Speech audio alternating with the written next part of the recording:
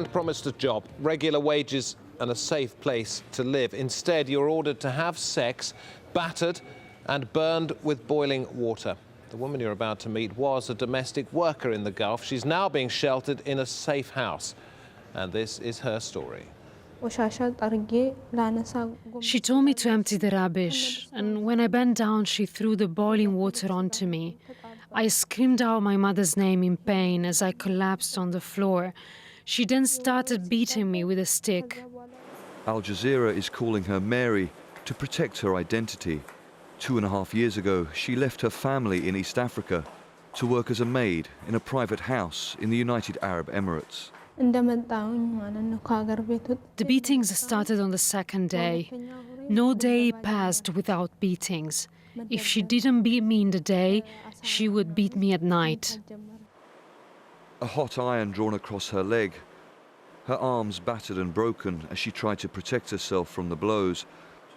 Locked in the house and with no access to medication, the wounds often took weeks to heal.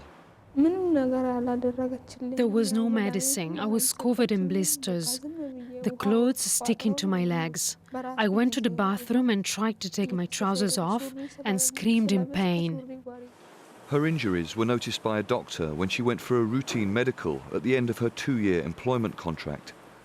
Al Jazeera acquired a copy of the report. Back pain, lower back. Started 2 weeks ago as her sponsor beat her and stepped on her back. Maltreated maid with multiple marks of old wound and burn, most of the body part. Multiple marks of old burns and small scars. Small wounds on face, back and limbs. Her employer warned her never to go to the police. She says that one day she was ordered to have sex with another maid. When she refused, her employer threatened her with more beatings. She then told the maids to strip to their underwear and filmed them using her mobile phone. When I said I wouldn't sleep with the other maid, she pulled my head forward and put a hot iron on my neck. She said, if you talk to the police, I will show them the mobile phone film. She said the law was in her favor, not in mine.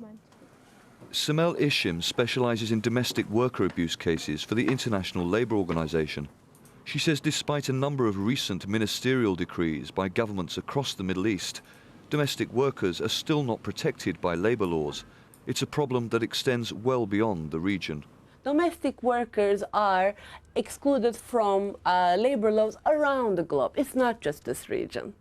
They are excluded from unionizing and organizing around the globe, not this region. This is not a problem specific to this region. She says the way domestic workers are employed overseas has to change. The sponsorship system, the way it is set up, is bound to fail. It's got to go. Basically, you are attaching a person's legal status, visa status, employment to one person as employer, but also the provider of housing, food, health care.